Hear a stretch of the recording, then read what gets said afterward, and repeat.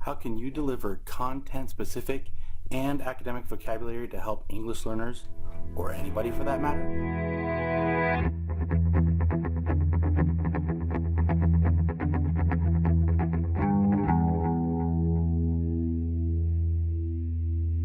Hi there, I'm Justin, and today we're going to talk about vocabulary cards. Vocabulary cards are a simple way for teachers to help aid English learners in developing content-specific and academic vocabulary to help these learners acquire the language. As with all SDAIE strategies, the implementation of this strategy works with not just English learners, but all students. However, we're going to look at specific ways that this strategy can help English learners. Here are some of the advantages of vocabulary cards for EL students. As I had discussed, the vocabulary cards introduce content-specific and academic vocabulary. It also provides a particle or a single piece of paper that the student can keep with them for future use. The student drawing and writing examples are a way that students can apply the vocabulary and see that application in their future uses. And finally, having a single word on a single piece of paper is what Stephen Krashen would call keeping them having a low effective filter. In other words, this limits the stress and better enables them to acquire the language.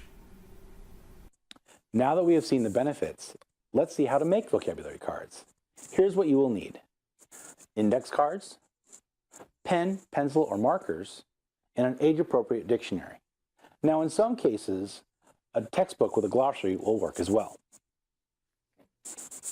Now that you have your materials, let's put together a couple of vocabulary cards. I will show you one vocabulary card as a general template, as well as another vocabulary card with a specific application in math.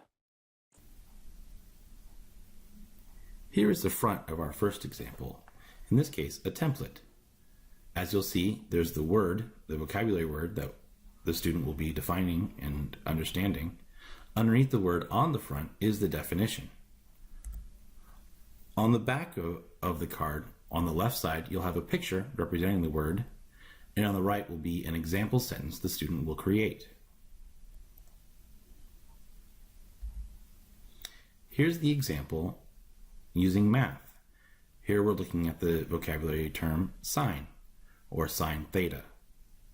The definition is below,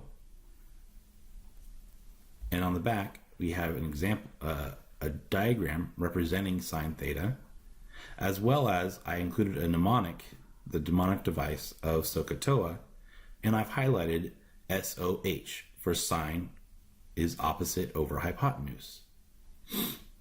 On the right side is an example, in this case a math sentence representing sine theta, where sine of theta is equal to the opposite side 8, a length of 8, over the hypotenuse, which has a length of 10, which can then be simplified to 4/5.